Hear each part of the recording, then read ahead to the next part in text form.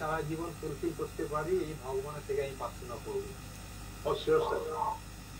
আর আজকের মিটিং এ রণদীপ দার টিম রয়েছে, তো ওনার জন্য আমি কি বলবো। আমি রণদীপ জিকে যেভাবে দেখি আমাদের প্রকৃতিতে, উনি সচিন তেন্ডুলকার আর এম এস ধোনির কম্বিনেশন।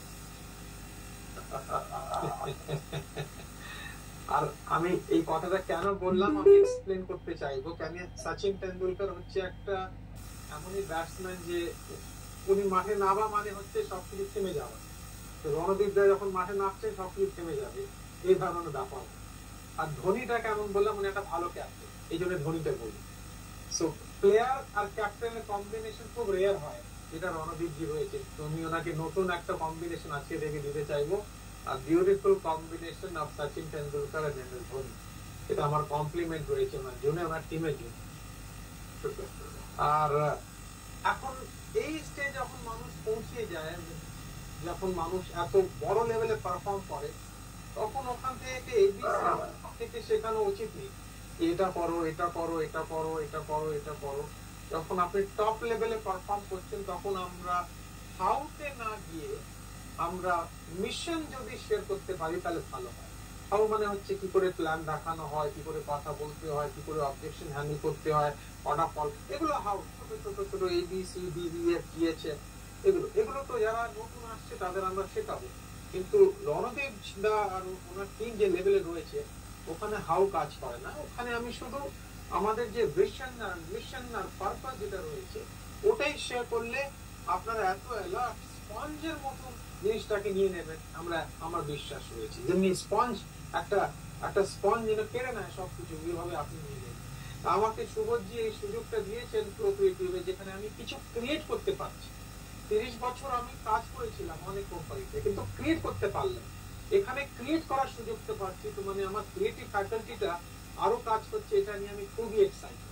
প্রত্যেক মুহূর্তে 24 ঘন্টা 60 মিনিট 60 সেকেন্ড কিভাবে নতুন ট্রেনিং ক্রিয়েট করবো, কিভাবে নতুন মডেল তৈরি করবো, এত কিছু চলছে যে আমরা 10 বছরের ট্রেনিং মডেল তৈরি করে রেখেছি মাথার উপর। 10 ইয়ার্স এর প্রোগ্রাম পুরো করে রেখেছি। আর দুটোই মিশন, আমাদের দুটোই মিশন যেটাকে নিয়ে আমরা কাজ করছি। একটা হচ্ছে ওয়ার্ল্ড টপ 10 র্যাঙ্কিং এর মধ্যে প্রোক্রিয়েটিভকে নিয়ে যাওয়া, টপ 10 র্যাঙ্কিং ওয়ার্ল্ডের মধ্যে প্রোক্রিয়েটিভকে নিয়ে যাওয়া।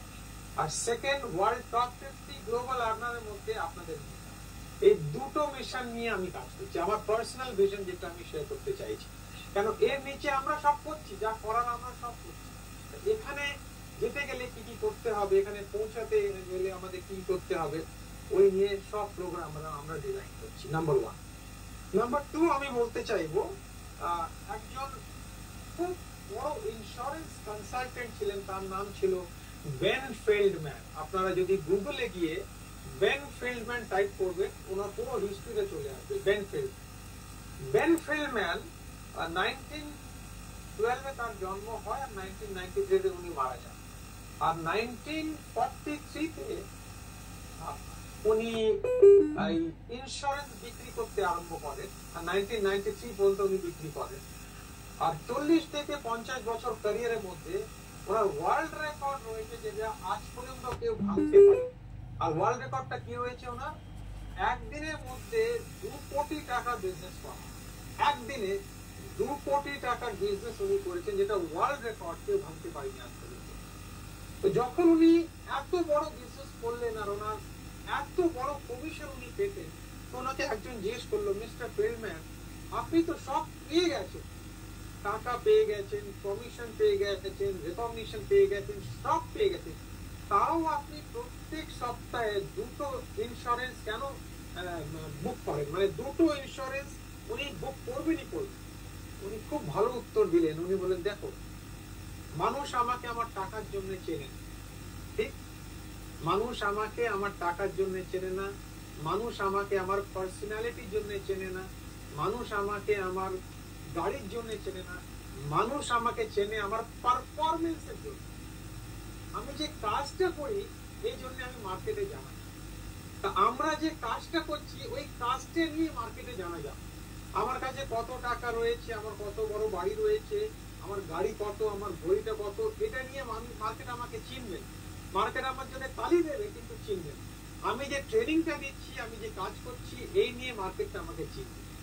এখানে আমি একটা জিনিস as a coach mentor share করতে চাইবো যে আমাদের এই টার্গেট হওয়া উচিত যে আমাদের প্রত্যেক মাস এই মাস থেকে আরো ভালো, নেক্সট মাস এই মাস থেকে আরো ভালো, তারপরের মাস এই মাস থেকে এইটা টার্গেট। আর একটু আগে দাদা একটা খুব ভালো কথা বললেন, যে দাদা বলছিলেন যে চার मंजिला বাড়ি আর চার पहिया का गाड़ी, এভাবে কিছু উনি বলেছিলেন একটু আগে।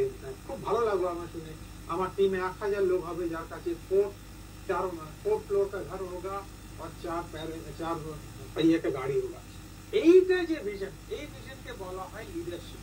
লিডারশিপ মানে হচ্ছে আমি কত ভালো না, লিডারশিপ মানে হচ্ছে আমার থেকে কতজনের লাইফ চেঞ্জ হলো, যে ভিশনটা এক্ষুনি শেয়ার করা হলো। তো প্রথম আমি বেন ফেল্ডম্যানের কথা বলবো। আর সেকেন্ড জিনিস আমি বলতে চাইবো, আমরা সবসময় একটা ওয়ার্ড ইউজ করি সাকসেস। আমি অনেক সাকসেসফুল মানুষ, আমি অনেক, কিন্তু সাকসেস এর ডেফিনিশনটা কি ওটা আমাদের একটু বুঝতে হবে। আজকে আমি সাকসেসের একটু ডেফিনিশনটা দিতে চাইবো। প্রথমে আমি বলতে চাইবো অ্যাচিভমেন্টটা কি। অ্যাচিভমেন্ট হচ্ছে আমি একটা ভালো স্পিচ দিলাম, ঠিক আছে, আমি খুব ভালো স্পিচ দিলাম, আমার মনে হলো বাহ আমি তো খুব ভালো কথা বললাম, তো আমি সাকসেসফুল না, ওটা সাকসেসফুল বলা যাবে, ওটা আমার অ্যাচিভমেন্ট বলা যাবে। কিন্তু আমার অ্যাচিভমেন্ট, আমার স্পিচকে শুনে অনেকজন তালি দিল আর বারে বারে বারে বারে আমাকে ডাকছে স্যার আপনি আমার প্রোগ্রামে, ওটা সাকসেস। অ্যাচিভমেন্টটা পার্সোনাল, সাকসেসটা লোকদের, লোকরা যখন আমাকে ডাকবে, যখন আমার মার্কেটে ডিমান্ড হবে, ওটা সাকসেস। তো সব মাঝে মাঝে আমরা কনফিউজ হয়ে যাই যে আমি এত টাকা আর্ন করে ফেলেছি, এত বাড়ি করে ফেলেছি, আমি সাকসেসফুল। না না না, ওটা আমার অ্যাচিভমেন্ট, ওটা সাকসেস না। সাকসেস মানে আমাকে নিয়ে কতজন ডিমান্ড করছে মার্কেটে, ওটা হচ্ছে সাকসেস। আর এর উপরে আরেকটা জিনিস চলে আসছে, রোল মডেল। প্রথম হচ্ছে অ্যাচিভমেন্ট, আমি কত ভালো কাজ করলাম, অ্যাচিভমেন্ট, আমার ভালো কাজটা মার্কেটে রেকগনাইজ হচ্ছে, সাকসেস। এর উপর হচ্ছে রোল মডেল। রোল মডেল মানে হচ্ছে আমাকে দেখে অনেকজন বলছে আমি আপনার মতন হতে চাইবো, আমি আপনার মতন হতে চাই, এটা হচ্ছে রোল মডেল। কিন্তু ওটা কমপ্লিট নেই। এর উপরে আর একটা জিনিস রয়েছে ইনস্টিটিউশন। ইনস্টিটিউশন যেমনি বলা হয় আমাদের ফিল্ম ইন্ডাস্ট্রিতে দুটোই মানুষ ছিল, যিনি নেই আজকে, যাদের ইনস্টিটিউশন বলা হতো। একটা হচ্ছে উত্তম কুমার আর একটা হচ্ছে দিলীপ কুমার। এদিকে উত্তম কুমার, এদিকে দিলীপ। ইনস্টিটিউশন মানে হচ্ছে যার কাছে বসে আমরা সবসময় শিখছি। ইনস্টিটিউশন মানে হচ্ছে শেখা, যেখানে বসে আমরা শিখছি, মানে যার পাশে বসলে আপনাদের মনে হবে আরে কিছু পেলাম, কিছু পেলাম, কিছু পেলাম, কিছু পেলাম, ওকে ইনস্টিটিউশন বলা হয়। আমার মনে হয় প্রো ক্রিয়েটিভে যত টপ লিডার রয়েছে তাদের 4টে লেভেল ক্রস করতে হবে। অ্যাচিভমেন্ট ওরা করছে, next level success, third level role model, fourth level institution. যার পাশেই বসে মনে হবে বাহ, না এই ভদ্রলোকটা যদি কিছু নাও বলে, কিন্তু পাশে বসেই মনে হয় কিছু পেয়ে গেলাম, কিছু পেয়ে গেলাম। আমরা যখন ইনস্টিটিউশনাল লেভেল চলে আসবো, তখন আমরা প্রো ক্রিয়েটিভে ওয়ার্ল্ড লেভেলে ন্যাচারাল রেকগনিশন পেয়ে যাবো। এটা থার্ড কথা আমি বললাম। আর ফোর্থ কথা যেটা আমি লিডারশিপ নিয়ে বলতে চাই, আমি জানি এটা অলরেডি প্রো ক্রিয়েটিভে ফিলসফি রয়েছে, ওরা লোকরা ফলো করে, আর রণদীপের টিম মধ্যে সবাই ওটাই ফলো করে। তারপর একটা রিপিট করছি আমি, দুটো খুব খুব ভালো বন্ধু একসাথে আর্মি জয়েন করলো, আর যখনই আর্মি জয়েন করলো তখন ওখানে ওয়ার ব্রেক আউট হয়ে গেল। মানে আর্মি জয়েন করার সাথে সাথে ওদের যুদ্ধ করতে যেতে হবে। এক রাতে একজন বন্ধু দেখছে ওর ঘনিষ্ঠ বন্ধু ওর যুদ্ধ থেকে ফেরে, তো মধ্যখানে রাত্রিবেলা ওর বন্ধুকে খুঁজতে, ওই নো ম্যান এরিয়া বলা হয়। নো ম্যান এরিয়া মানে এখানে কোনো মানুষ রাত্রিবেলা যদি যায় তাকে গুলি শুট করে দেওয়া হয়। ও নো ম্যান এরিয়াতে ঢুকে গেল। ওর বন্ধুরা বারণ করলো তুমি যেও না, যেও না, যেও, কিন্তু চলে গেল। সকালে ওই বন্ধুকে কাঁধে নিয়ে চলে আসছে, ও মারা গেছে। তো অনেকজন ওকে জিজ্ঞেস করলো তোমাকে বলেছিলাম যাও না, তুমি কেন গেলে, ফালতু, কোনো গিয়ে লাভ হলো কি, পেলে কি, কি পেলে তুমি? ও বলছে আমি কিছু পেলাম না, কিন্তু যখন ওকে খুঁজে আমি বার করলাম আর ওর কানে যখন আমি বললাম যে এই শোন আমি এসছি, এই শোন আমি এসছি, 4-5 বার যখন বললাম, তখন ও চোখটা খুলে বললো আমি জানতাম কেউ আসুক না আসুক তুই নিশ্চয়ই আসবি। তারপরে মারা গেল। এই যে বিশ্বাস, আমি জানতাম কেউ আসুক বা না আসুক তুই নিশ্চয়ই আসবি, এটাকে বলা হয় টপ ক্লাস লিডারশিপ।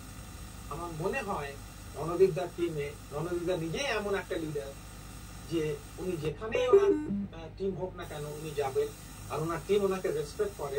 আর সবচেয়ে উপরে সুবোধজি রয়েছেন, আপনারা সবাই জানেন যে আমি জানতাম কেউ আসুক না আসুক উনি নিশ্চয়ই আসবেন। এইটা একটা ফিলসফি আমি প্রো ক্রিয়েটিভে দেখতে চাইবো as a coach, trainer, mentor, যে আমাদের ডাউনলাইন আমাদের রাত্রিবেলা বলবে যদি আমার কিছু অসুবিধা হয়, আমি জানতাম কেউ আসুক না আসুক আমার আপলাইন নিশ্চয়ই আসবে, আমার অ্যাক্টিভ আপলাইন নিশ্চয়ই আসবে। এইটা যদি আমরা করতে পারি তাহলে আমরা ওয়ার্ল্ডের নাম্বার ওয়ান অর্গানাইজেশন হিসেবে দাঁড়াবো। আমার মনে হয় আজকে এই পর্যন্ত বলেই আমি আমার কথাটাকে শেষ করব। খুব ধন্যবাদ, আপনি আমাকে ইনভাইট করলেন।